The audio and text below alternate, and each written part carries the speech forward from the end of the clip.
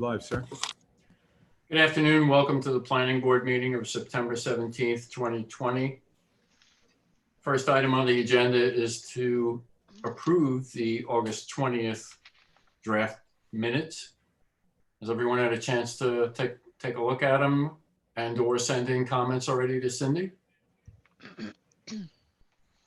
Okay, I see a lot of head nodding. I received comments. Okay, and you've incorporated them all, I guess. Yes. Okay. All right. That being said, can I get a motion to approve the minutes? I'll make the motion. Oh, Three at once. you Do pick, that- Ray. Do that again. All Go right. ahead, Jill. I'll make the motion. Okay. Can I get a second? I'll do it. Okay. All in favor? Bye. Aye. Okay. Minutes are approved. Next planning board meeting is October 8th, 2020. It sounds like it's not that far away because it's not, because we pushed this meeting back a week. Stating the obvious. So that's the next planning board meeting. Do we know if we have any public hearings? Probably not for that meeting. Not at this I time. see head shaking no. No. So that meeting will start at 5 o'clock on October 8th. Next item, and it's with great anticipation and actually some sadness that we asked Bruce to provide the final trustee report. You're muted, Bruce. There you are. Yep. I don't really have anything new to say since my last, village board meeting, except that I thanked, some of my past colleagues, and Larry Lapointe and Adrian Kessel. I served with them as well. So, but I've enjoyed my time, especially my time here at the planning board, and just like to thank you guys once again for your service at the excellent salary that you're receiving. And you know what, if there's an opening on the planning board, in the future, I might like to, sit on the other side of this thing. But you guys do a great job, and I think the residents of this village are very lucky to have you guys. Thank you very much for your service.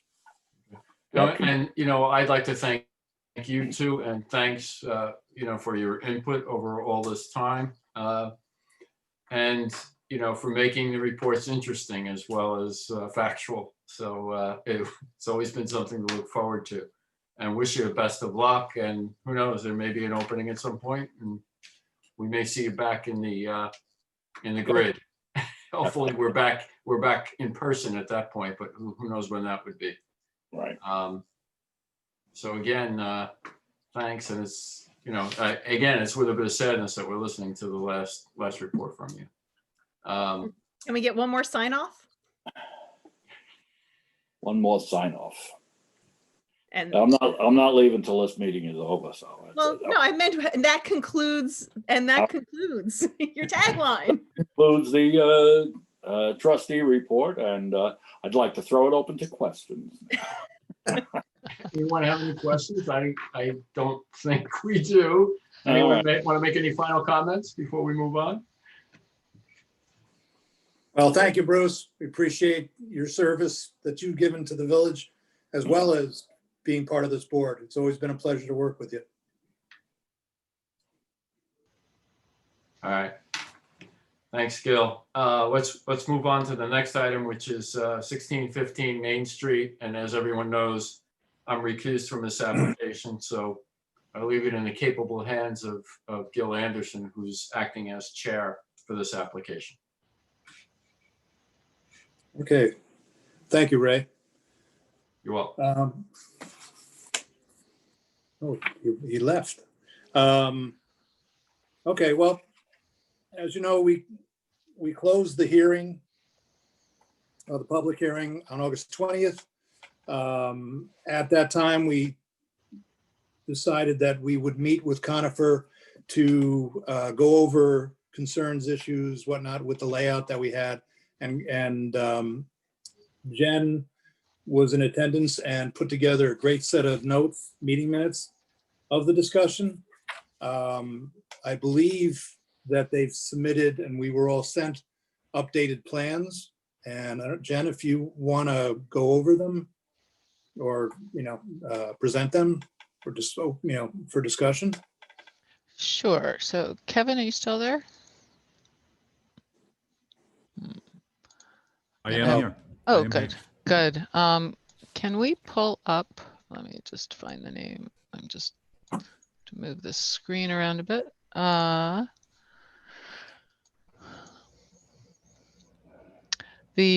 It's 2020-09-04 update submission PDF. It's the first one in the file.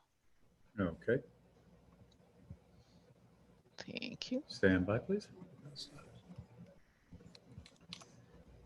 And Cindy, if you could, only because I only have two hands, send that invite to Joe. Just forwarded that on. He will be with us shortly. Here comes the document. Kevin, I can just forward him the link I used. 100%, definitely. Okay. Okay, let's see if I can scroll through these sheets. So you could. Okay, you get, okay, so the first 4 sheets or so show the revisions to the various facades of the building. And so if we go to the next sheet, please, Kevin.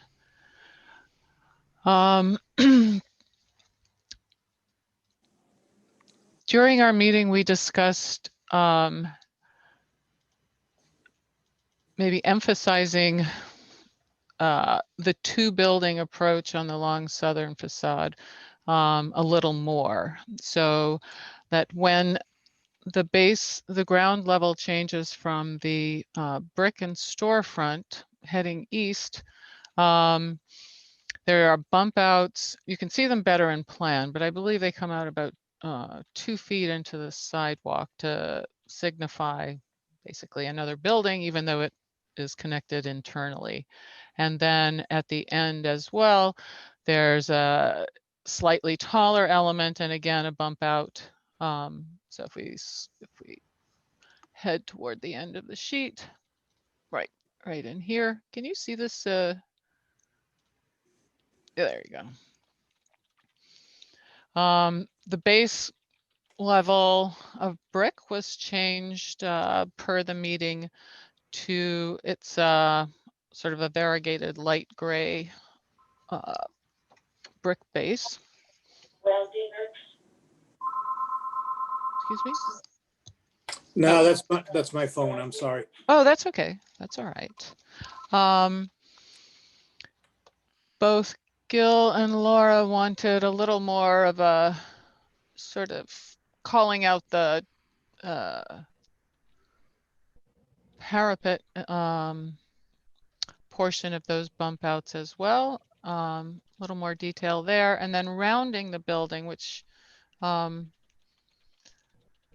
in previous, the rear of the let's see, the east elevation of the building and the north elevation of the building were probably too devoid of the details that you see in the more publicly conspicuous facades. And those 2 were changed to reflect what's happening on the more public facades. I'm not sure if you could scroll forward 2 sheets, I think, Kevin. Let me take a look at it. No, so it's going to be much further on. Hold on. Sorry. We go to sheet. If you can just. Oh, This one, here, you there have you it go. up. You have Yep, it. good. The north side of the building, which probably at some point will have another building built lot line to lot line, won't be seen too much, but it's and it's not getting the same cladding treatment as the other facades. It will be done in vinyl, but the colors will be the same. They've continued these sort of vertical bays that you see on the front facade. They are quite a bit simpler, but the applicant did make an effort to provide more continuation as you rounded the building into the less obvious sides. Gil, let's see. I was going to look for that memo. Yeah, it's in this mess somewhere. Hold All on, right. just I a mean, we had, the items I had, if you can hear me, were, we talked about the lightening the color blue, which you can see on the front, the south and the west side are visible, and you can see they lightened it. They also changed the color of the brick. We discussed that. So there were, you know, I believe both selections, the west and the east portions of the building were changed, and to some extent. The west, if you could go back, Kevin, to that first page, not the title sheet, but the one after it, right there. They raised the cornice of that southwest corner 2 feet, as well as, you know, coming out 2 feet horizontally. And they raised the cornices on both the center tower, if you will, and then the easterly end, that tower too. I thought they were going to do on the east face. I thought they were going to continue that tower on the east face. You know, like if you go to the very southeast corner, on the south side, the tower bumps out a little bit, and you see a delineation between that and the rest of the building. I thought they were going to do that on the east face as well, but I apparently mean, on the northeast corner? No, the southeast corner. The yeah, you don't see it on that. By the dumpster, Jen, what you would see if you drove in by the dumpster. Ah, So if you're parking in the Port Jeff parking lot to go to the train station, right, that's flat. that was that flat, weird Whoops. blue color. Yeah. I you know, I want to go on record. I can't, I still don't like it.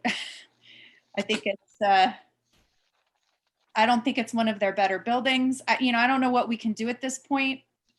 You know, I looked up some of the other buildings that they built that are a lot nicer. You know, I don't know how much more we can ask of them.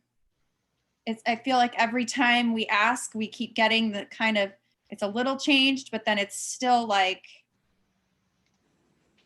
I don't, you know, but I don't know Yeah, how much. I understand where you're coming from too. You know, these, I mean, the thing we have, like we spoke about, the thing we have to keep in mind is these guys aren't necessarily for profit. You know, And I get that, but this is, you know, Allison, I think I'm just spitting in the wind here, and being frustrated with a building that I personally don't like the aesthetics of. Right. But, you know, this is a building that's going to be there for 50 years, 100, you know, however long it's going to last. And, you know, I just. And I think part of your, I completely hear and understand your frustration. Part of what I think you should think about is the sentence you just said, that I personally don't like the aesthetics of.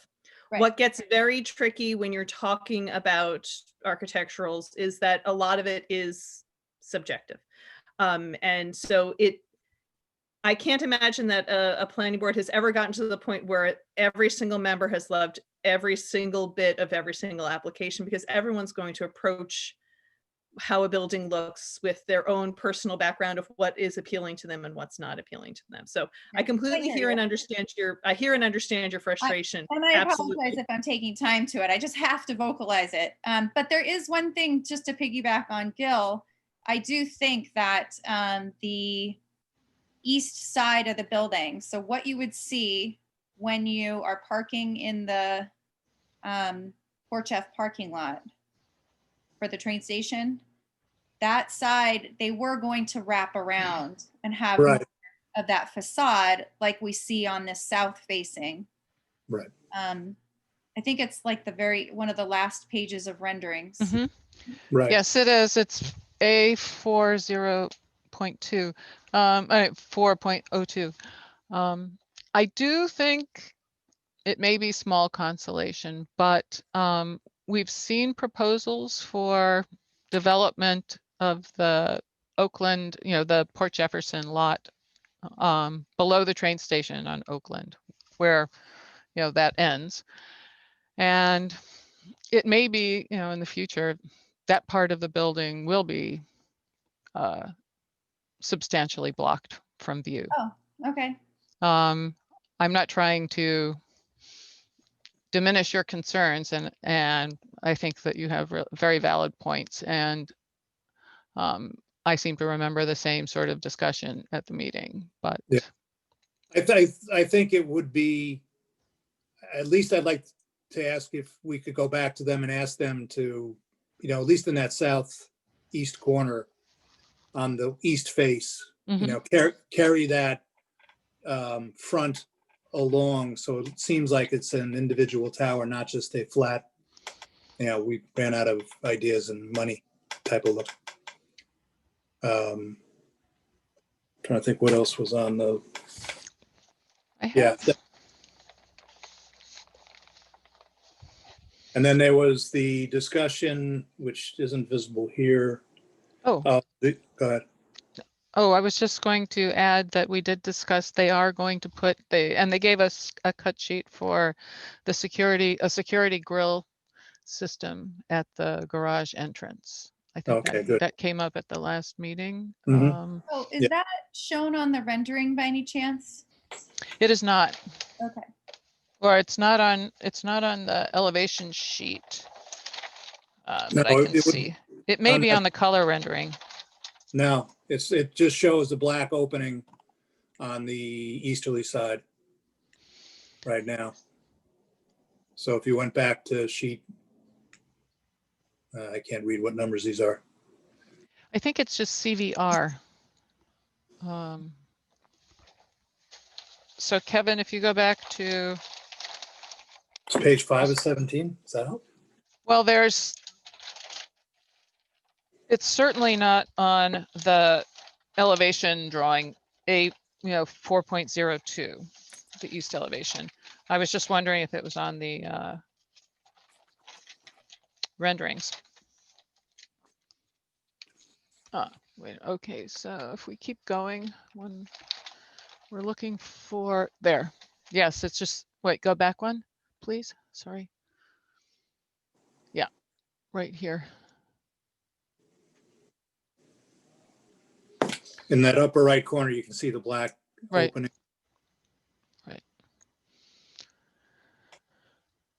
I do see the lights though on the north north side.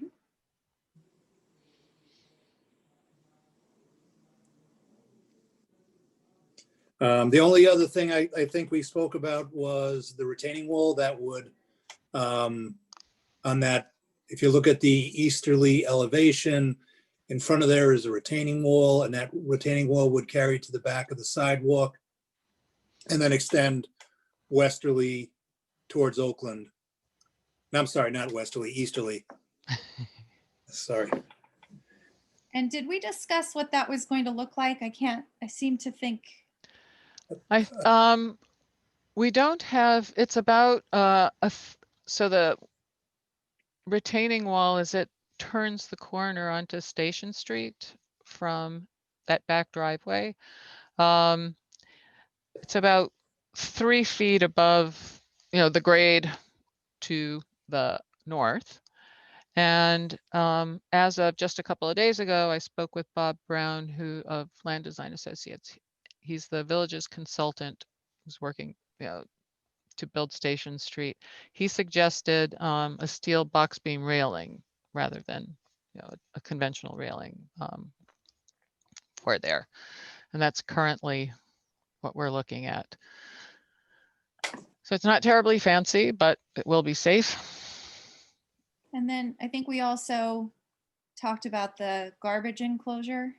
Right. They are using the enclosure that Rail Realty has Right, used. and then, but they're But gonna use the- a color that's more in kind. with- Right. That Right. was, was it a slate? I can't remember. It was Yeah, I something, thought it was yeah, the and it granite was gray going or to whatever. blend a little better. Right. Not, Yep.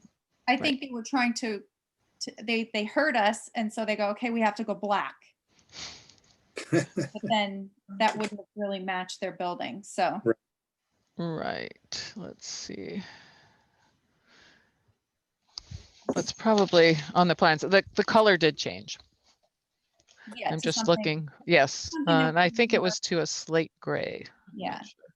so it would blend better with the building. Ah, right. Here it is. Vinyl fence, slate gray. Yep. Okay. As recommended by the planning board.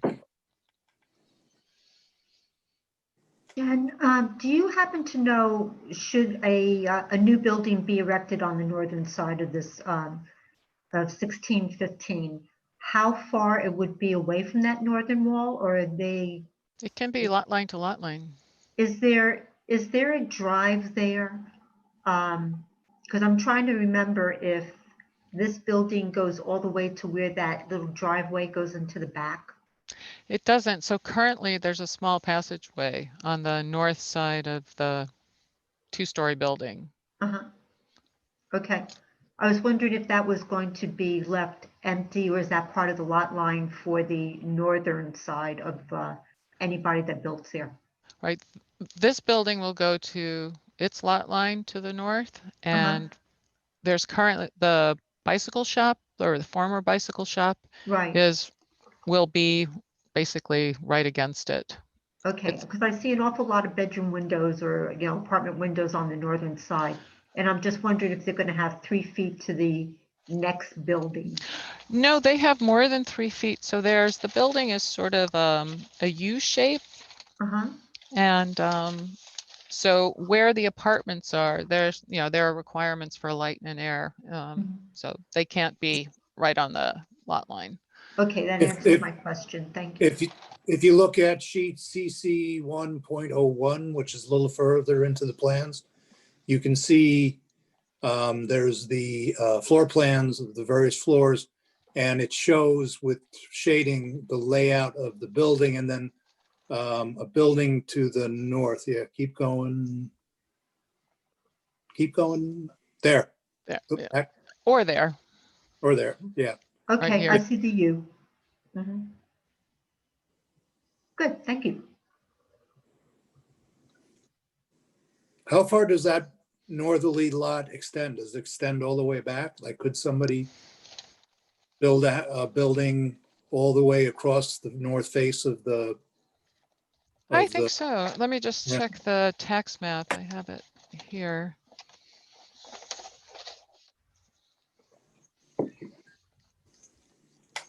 Take a look. So there are 2 lots. So in this project, the westernmost lot is number 9.2, and it extends all the way to the east, back to the Port Jeff's parking lot, lower parking lot at the station. The lot where the bicycle shop was, its lot line does not go very far back. It looks like it's about, I don't know, maybe 90 feet. And there's another lot. We've looked at some very preliminary proposals that actually cobble together the two remaining lots to the north to Perry Street, then wrapping around Perry Street all the way to Oakland. So in all likelihood, the lot immediately adjacent to this project will be merged with other lots. Otherwise, its sort of development possibilities become rather slim. Oh.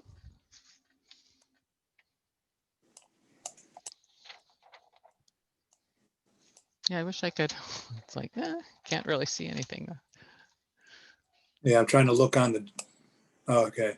I'm looking at the county's GIS and you can see it. There's, So it's very landlocked, so to speak. yep. And it's one of the smaller lots in that area. Okay, thank you. All right. I don't know if, I think that's, I mean, we spoke about the Juliet balconies remaining on the west tower. Hmm. Colors we talked to everybody about. And I think, trying to find your email with all, the write-up was very good. So that was the 1st of September, if that helps. Yeah. anyone. Yeah. I think that was pretty much it. I mean, I think I that, actually had a quick question, Jen. Sure. In your proposal that you sent around, it talked about they would, if they wanted to do a wet, like a restaurant or takeout restaurant, Mhm. they would have to come back. That's correct. So are they not doing the grease traps? They are putting in a grease trap in the event that someone comes in with a wet location. They still So have. they don't. Oh, sorry, go ahead. I'm sorry, I talked over you. They still then have, but they have to come back and get Right. another site plan approval? It's a site plan amendment. Site plan- Restaurant, the two restaurant uses we have are restaurant takeout, restaurant standard, and they're both conditional uses in the C2. So they would have to come back for an amendment, to the Okay. site plan. And their parking would change. Their parking requirement. So, and because they're not providing it, there would be presumably, a pilot fee associated with that change. Okay. But they're only putting in one grease trap, not the two. That's correct. And I think you've brought it up in the past. I know that I have. I believe that they were checking with Suffolk County DPW to figure out if the size of the grease trap they're putting in would be adequate for 2 wet locations there. Do you remember that, Gil? Was that? yeah. I don't yeah. even know if that's a possibility, but Well, it's something that they could size, but the question would be, would the county want 2 separate grease traps? I'm sorry, 1 separate grease, try it again in English. Would the county want 1 grease trap serving two restaurants? And my understanding would be that, no, they would not. They'd want 2 separate grease traps. So then you come into how do you configure that on the site? right. And it would mean a disruption to what will become sort of a very busy road in terms of, traffic into the station, into the building. So, but I think these points were all raised in the Yep. past. Yeah, they were. I brought it up because I saw I didn't realize they were gonna have to come back. Yep. They're currently an as of right application with retail use. So mixed use with a permitted use on the ground level is considered permitted. All right. So unless you think there's something else, Jen, I think that's pretty much where we stand with the building right now. I don't know if anybody has any more questions or comments on it before we move on. And seeing none. Hey, Joe. Oh, I Hi, got Joe. on. Thanks. Yeah. I had computer issues and I couldn't figure it out, but thanks, I'm on. Thanks, Welcome. Cindy. Thanks, yeah. All right. So there, I was watching Yeah. you on YouTube though, by the way. Well, I couldn't get on. I was on YouTube watching you guys the whole time. So it does work through Oh, YouTube. okay. Oh, that's good. Yeah. When all else fails. All right. There was a draft resolution sent out for our review and approval. There's a bunch of key items that we have to talk about before we approve it. And some of them we spoke about last time. But I think for clarity's sake, we should probably speak about them again. The first one was regarding the pileup. It was my recollection that we recommended that the pileup go to the village board for their review and consideration. I don't know if anybody sees something, remembers anything different or feels differently. And okay. For point of quick clarification, it would be the planning board would be determining that pileup would be appropriate for this application. It's the Board of Trustees has already set a pileup fee. I know that which they had done, I believe, a year, maybe 2 years ago, I think. Mhm. Yeah, and so that would be the automatic fee. If the applicant wished to ask for an adjustment to that fee, they could petition the Board of Trustees. So it would be a determination by the planning board that pileup would be appropriately utilized in this application. Right, and that's how we got onto the discussion. They were asking for a waiver of the pileup along with the parkland fee, which we also said it is appropriate that the board should consider a parkland fee as well. So those are two items within the resolution. I think, the final submission of elevations, because I would like to see at least that the southeast corner revised to reflect, the wraparound that we all agreed to. The electrical service and utility locations have to be finalized. That'll have to be shown on the final plans as well.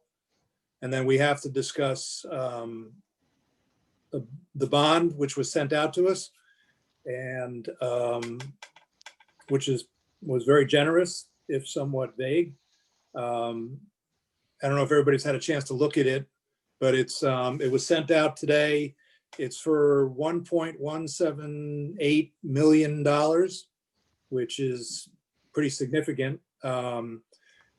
It's their quantity, their takeoff, everything's lump sum, one, boom, and it's so, I guess the question for us is, do we want to, normally you would say, okay, silt fence and tracking pad or excavation and grading, there would be a quantity associated with that. And in this particular case, they've just done lump sum all around the board. And each item has a different unit cost. I mean, it certainly seems like, 1.8 million, 1.1, let me try it again.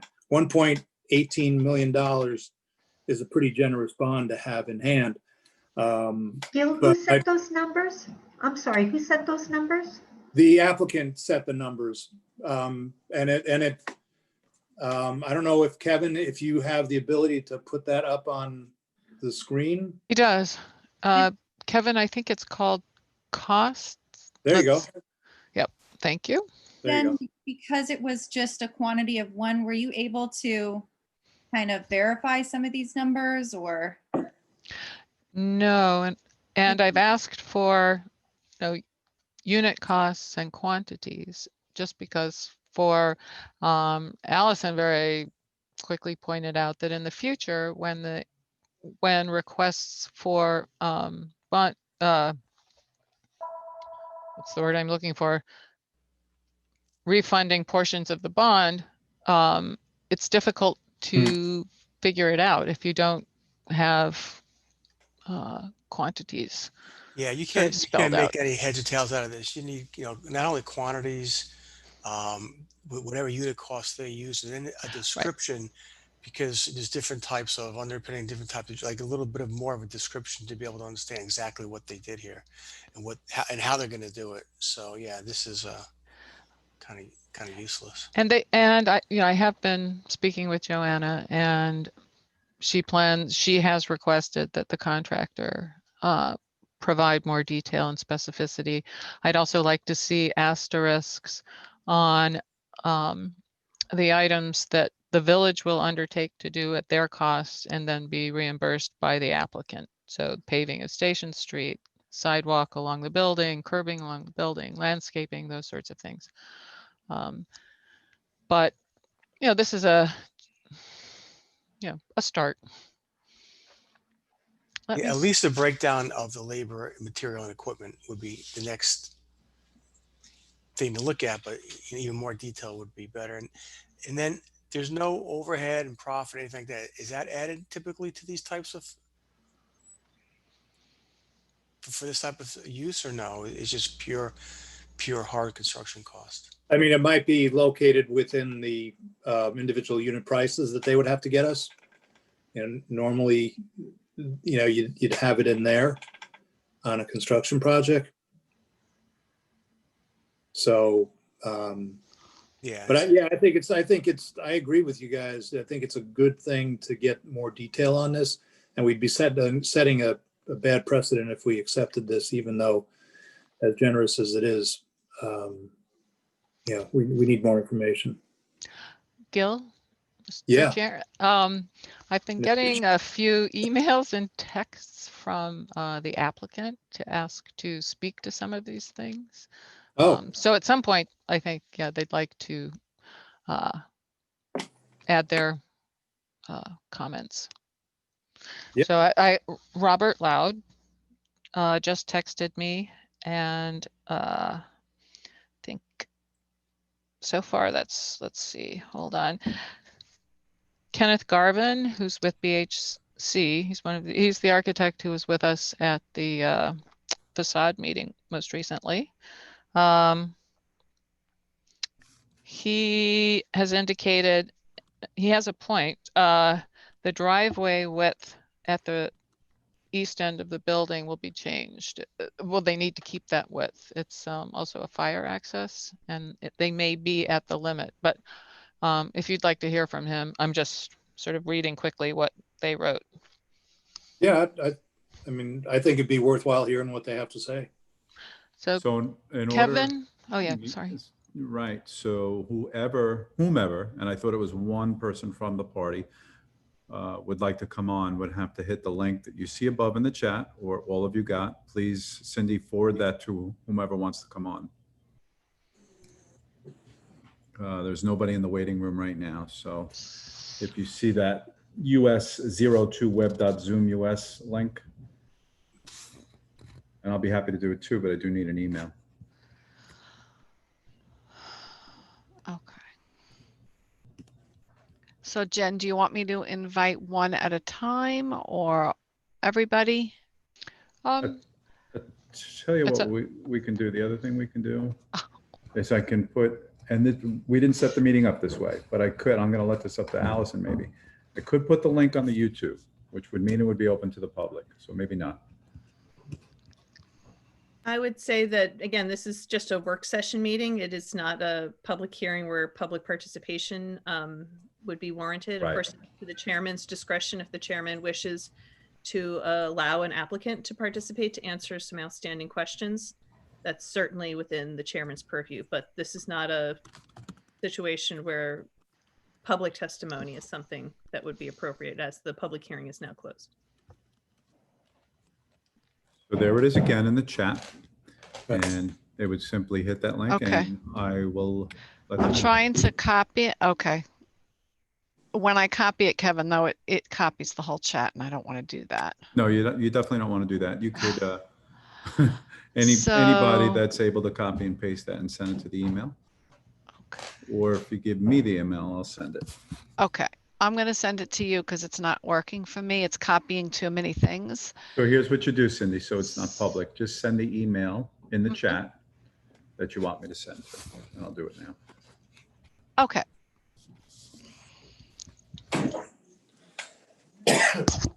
I'm sorry, what? Oh, okay. Robert Loud, Joanna, Ken Garvin. I only have Joanna. I don't have Ken. You don't have their emails? I can send them to you. Okay, hold on.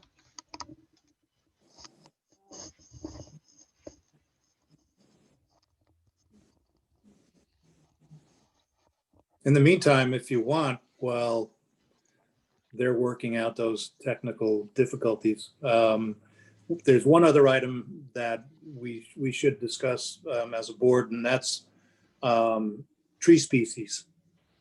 Jen's done some research on the appropriate tree species and proposed on the plans that additional tree locations along Station Street. We got those as email. The species came in an attachment which just disappeared. Yeah,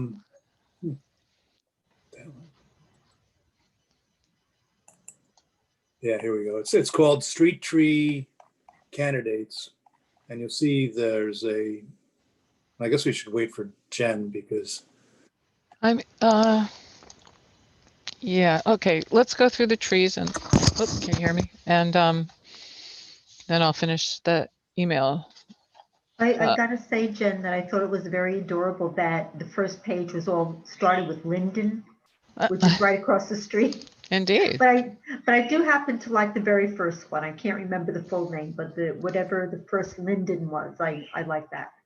The Sentry, it's a little wide. So when I was looking at candidates, a columnar, or what they're called fastigiata, I guess, which means upright, seem to be the best for, we have a very narrow planting area.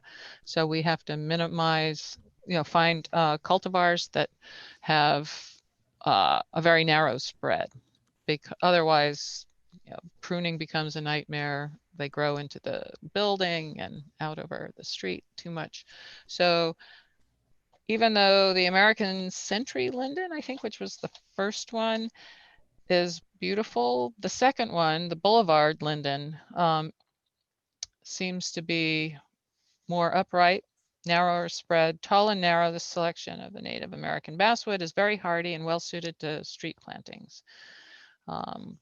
They're fine in dry conditions. I thought that one might be the most appropriate of the lindens featured. Moving on, one of my personal favorites is the hornbeam. And again, there are two cultivars, the fastigiata and the Franz Fontaine, which I think would be the most appropriate. It is the first one, fastigiata, I guess, starts to spread out and become more, less columnar over time.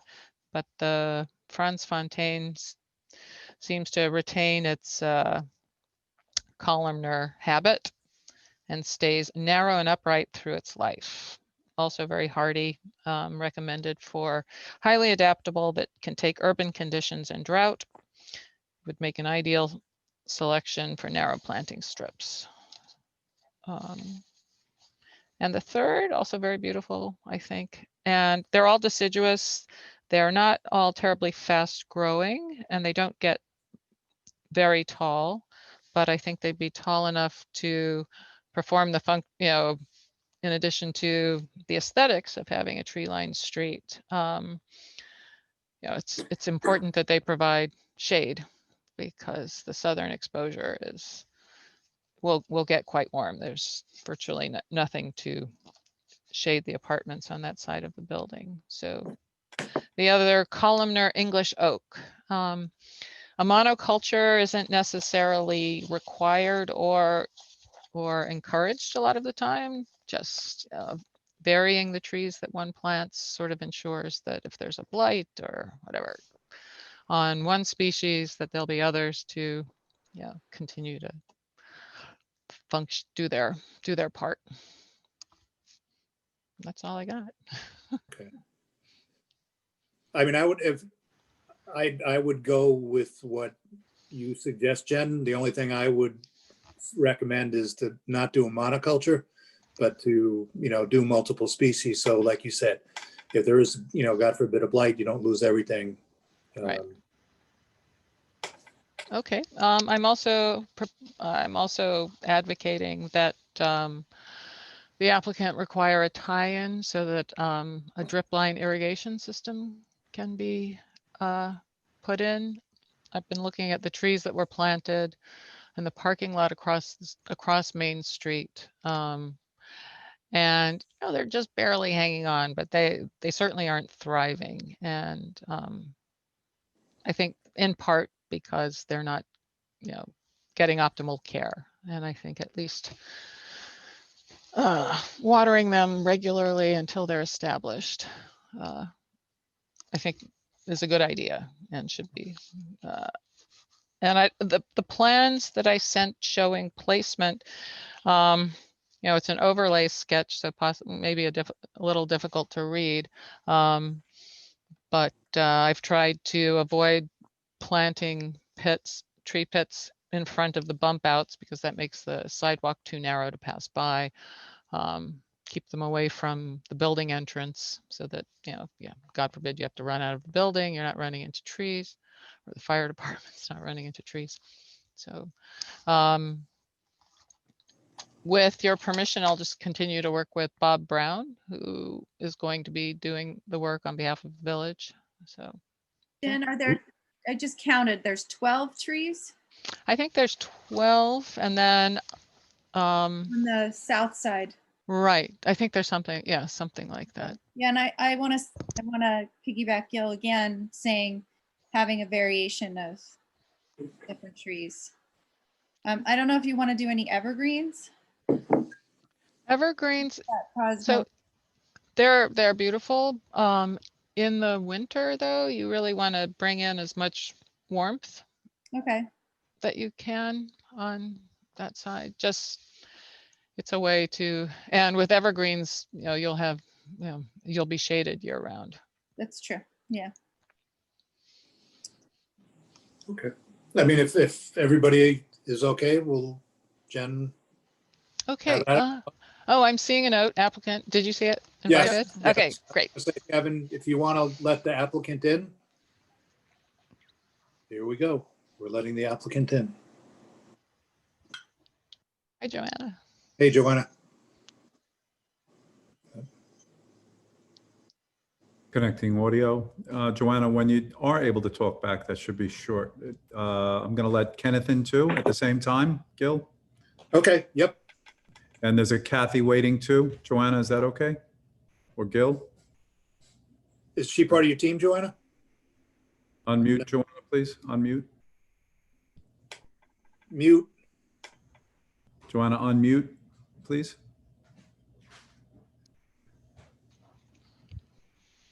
Ken, can you hear us? Both Ken and Joanna are muted.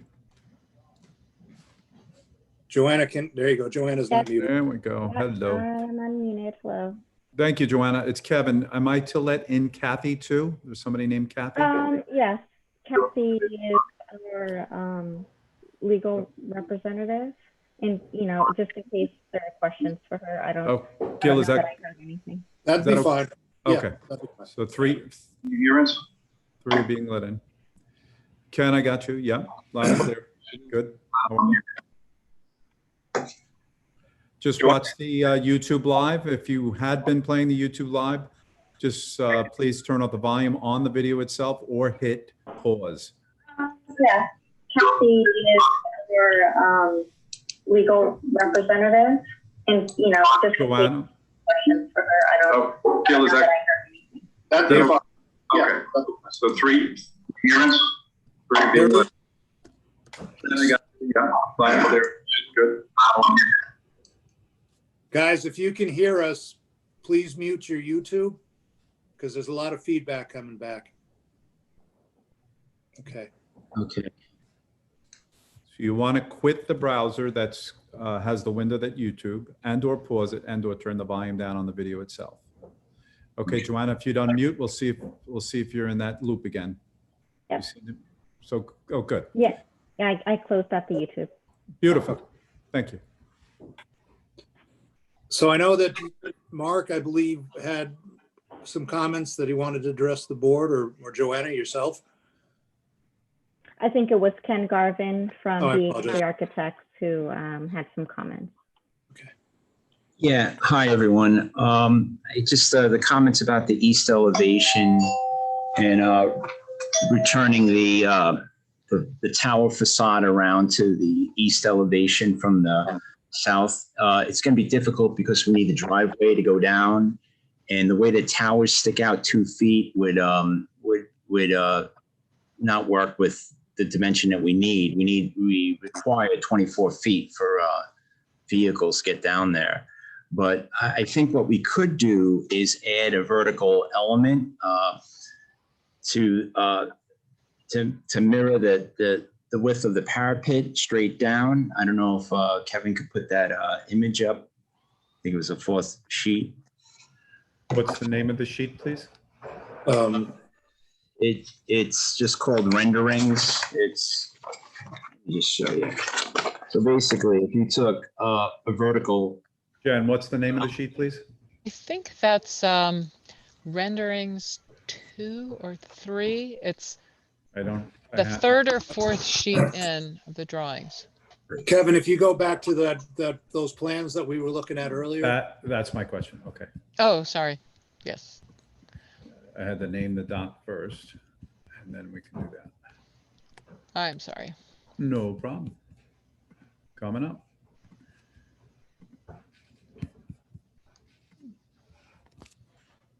I understood what he meant, and I'm wondering, Gil, what do you think would that be enough of a wraparound? Tell me what sheet to stop on, please. Okay, keep going. Keep going one more, I think. There. There you go. That's good. Whoop, right there. Okay. Yeah. I was thinking that we could add a vertical trim piece to be the same width as the higher parapet, and also do the white siding underneath the windows, similar to what we did on the north elevation. And I think that might be enough to give that tower element character, the wraparound that you're discussing. Ken, is it at all possible just to corbel the face brick out just a tad so you have a slight shadow line that continues down? We might be able to, but again, it's really tight in there. We could probably come out a little bit, like 4 inches or something, but I think that would help. Yeah. I think anything is better than what we're seeing right now. Right. So we could do a sketch on that and send it to you guys tomorrow for your review. The other item about the garage door, it's a roll-up gate. It's like a chain link type of system. So visually, you would still be able to see inside the parking garage. And if you go to the elevations, it's called out as EF-21 on sheet A402. So in the same set of drawings, right? If you go to A402. What page number, please? Keep going. You gotta keep going. Yep. In other words, I have Next. Oh. I have Go back. 17. There. There you go, right there. Now, if you zoom into the bottom elevation, it's called out as, there it is. Yeah, that arrow calls it out. It's pointing to that, and you scroll over to the right side where you have the legend, and you go to EF-21. It calls out for that security gate, parking garage, roll down, security gate. So it's on the drawings, and I did give you guys the cut sheets on that system. Yep. So I just wanted to bring you aware of that. All right. Thank you, Ken. Is Thank you. that something that will go up and down per car entry, or does it stay up during the day and down at night? Or I'm going to work with like an easy pass type technology. So the residents will have a device in their car, and as they pull up, it'll sense it, it'll go up, and they'll be able to get in. They don't have to have like a fob reader or anything like that. So it'll work fast, and it'll be fast, and also have safety precautions on it. So if someone's walking underneath it, it'll stop. Ken, if guests come to the building, are they allowed to go in that garage? And if so, is there a keypad out there to ring up to the apartment? I don't have an answer for that. It's more of Conifer, how they run their buildings. But that's a good question. I can respond to that. We, since the parking, the number of parking spaces are really limited to the residential tenant use, it's unlikely that guests would be using the parking garage. How would they access the apartments through the It would be south through face? the, I'm sorry, go ahead. No, I was just gonna say is it on the south face on the west side? There'd be a lobby or an entryway? Yeah, there will be a main lobby, and there will be a keypad that calls up to each residential unit for access, and they'll likely have to, the tenant will have to come down and greet their guest and let them in. And that's shown on the page before, Kevin.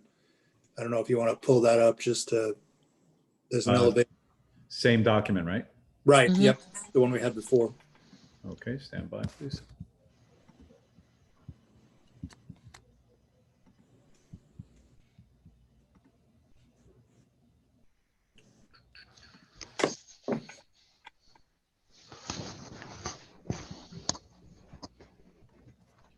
And what page?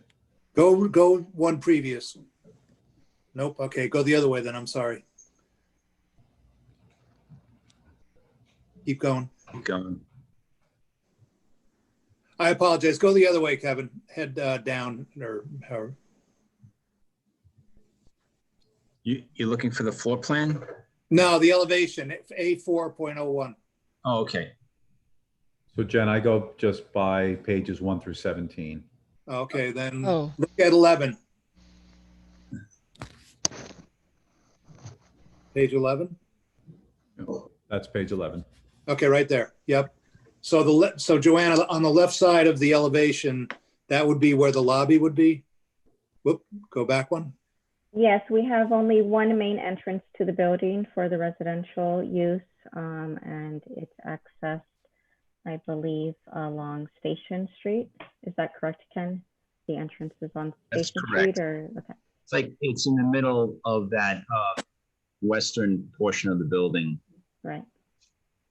Okay, thank you. And so we typically, we have our management office that has a direct visual access to folks that are coming in and out of the building at all times. And we typically have security cameras at entry points.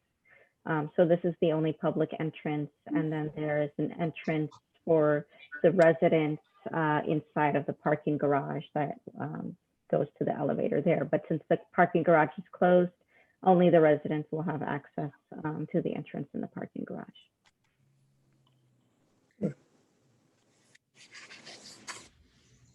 All right. Is there anything else that you all want to present or discuss? I only did just want to mention that the extension to the retaining wall that was requested can be viewed on the civil engineering drawings. That was submitted also on September 4th with the revised. So Kevin, that's another file. Hold on, let me see if I can find it for. I think it's called Village Site Plan Yeah, that's right. 09. I can't read the whole thing, but Village Site Plan 090220- Oh, yes, I see it coming up.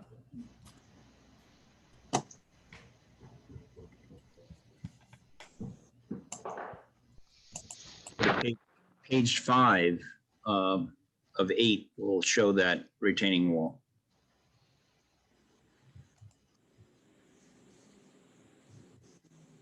Correct page? That's it right there. Yeah, it shows the section through the wall. And then the plan shows the wall. Hey, Mhm. So it Wow. starts up here and comes all the way down.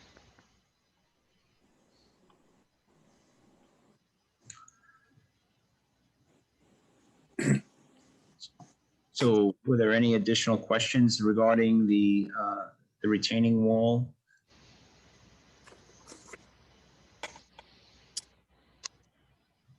The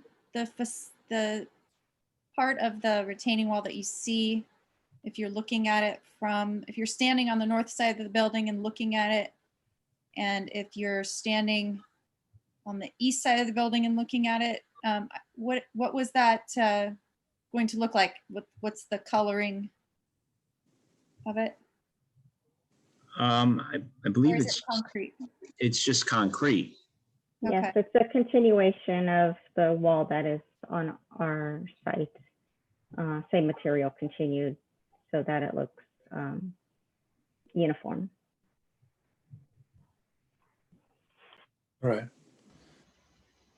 Laura, do you have any more questions, or Barbara? Joe? I can't, are there gonna be any plantings in front of that wall? By in front, do you mean Station Street, along Station Street? No, no, from that view that Laura was just talking about, looking at Yeah, I don't sort of think a it's big there. concrete wall. From the parking lot, the village parking lot, you'll see the retaining wall. Right. As far as I know, there are no plans. I don't know for sure. I haven't seen any plans from the village consultant about landscaping that area, but I can certainly bring it up to him if you'd like. I don't know how that will, I know that they've laid out parking in the lower lot, and I don't know if a landscaping, generous landscaping along the eastern side of that wall would impinge on that, but I'll find out. Yeah, that'd be good if you could get that to us. Yep. Anyone else? Okay.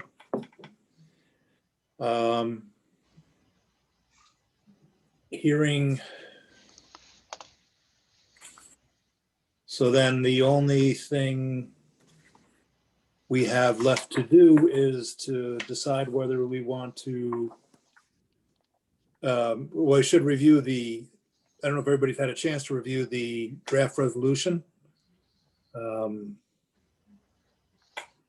obviously the draft resolution is contingent on this, items that we spoke about tonight, as well as the bond, the trees, the electrical service, utility locations, updated final elevations.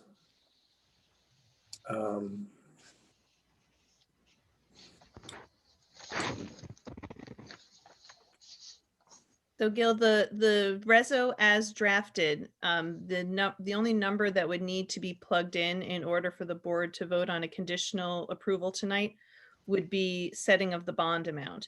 The rest of the items that were discussed that are still outstanding have already been drafted as conditions of approval that would have to be then submitted by the applicant prior to final stamped approval. So I know we were waiting for some updates on some of the plans. I know the electrical has to be hammered out exactly where that location is going to be. I believe we had a meeting with the applicant's team on Friday. September 11th. So I know they're working quite diligently to get all that information together. But those outstanding items have already been built into the conditions of approval. And I'm sure as the board has seen this, they've gone over the document itself. Some conditions are set for prior to final site plan, some are set for prior to building permit, and some are set for prior to CO. Certainly things like making sure we have all of our agreements lined up, the transfer of Station Street, that sort of thing are pushed to far later in the process where we don't need that answered immediately and shouldn't hamper a project from moving forward.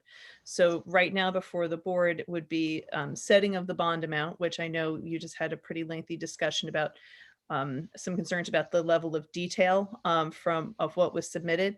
Just for the board's knowledge, this bond amount is double that for what we've seen on other projects. Mind you, other projects also didn't have Station Street, but Station Street's also largely going to be handled by the village as well.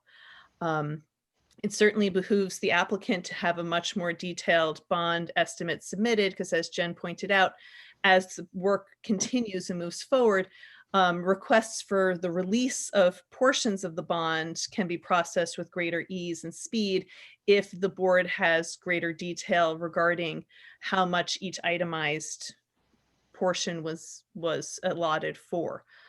So traditionally, the board has required greater detail when it comes to their bond estimate. That doesn't mean that that level of detail cannot be forwarded in the future. We're still going to be working pretty closely together as we meet those final conditions and as we move to building permit. But it is up to the board's discretion as to whether or not to accept the total amount estimate and come in with greater detail.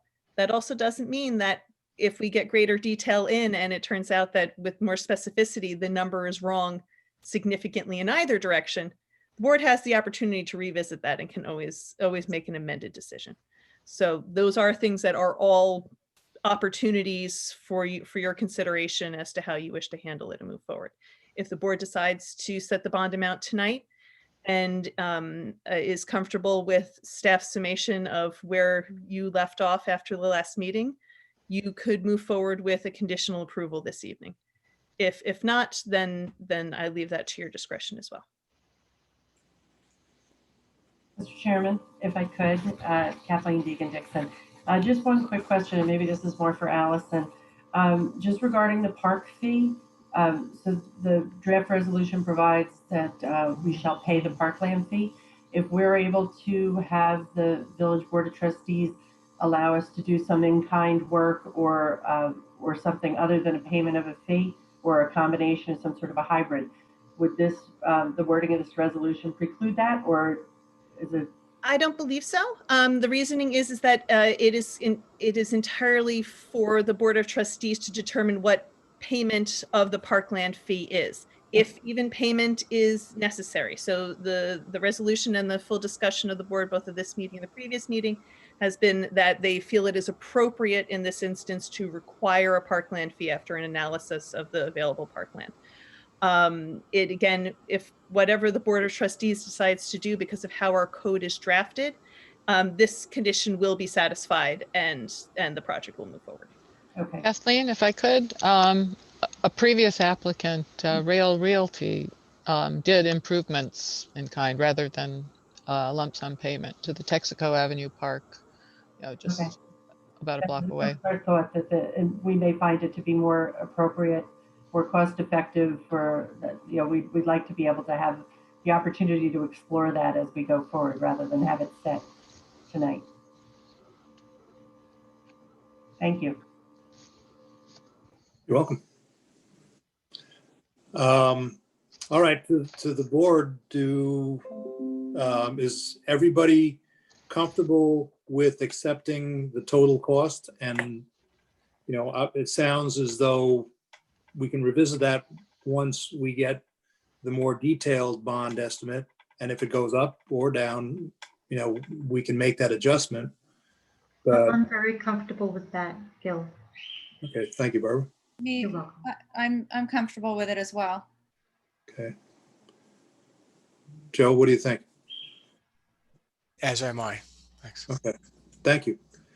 So then can I, and Allison, you'll have to correct my planning board English, but can I get a recommendation for a conditional approval for site plan for Port Jefferson?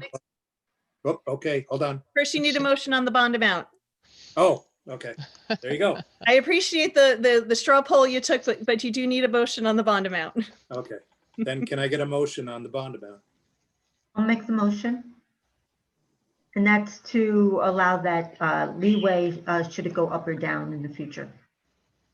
Okay, that's just procedural. So we just need a motion for, and if Jen will provide the number because I don't have it in front of me, a motion to approve the bond amount. $1,177,947. Okay, so I would like to make that motion, please. Can I have a second? I'll second. All those in favor? Aye. Aye. Aye. Okay, Thank you. And Gil, your language for the next motion should be right on the front of the Yep. draft resolution outlining. There you go. Yes. Okay, so can I have a motion to approve, a conditional approval for site plan development for Port Jefferson Crossing LLC, 1615 Main Street, Port Jefferson, New York, 11777. I would like to make that motion also. Can I have a second, please? I'll second that. Second by Laura. All those in favor? Aye. Aye. Aye. Okay, motion is carried. And I believe that does it for us. For now, we are expecting a fair amount of information to come back from the applicant, but I think that does it for our meeting tonight. So can I have a motion to close the meeting? You guys all want to stay? There we go. There we go. Having We're so all much muted. fun. Okay. All right. All those in favor? Aye. Aye. Aye. Meeting is adjourned. Thank you, everybody. Okay, Thank you. Thank you. Thank you. Good night, everybody. Have a good Good weekend. night. Well done, guys. Well done. Thanks all. Thank-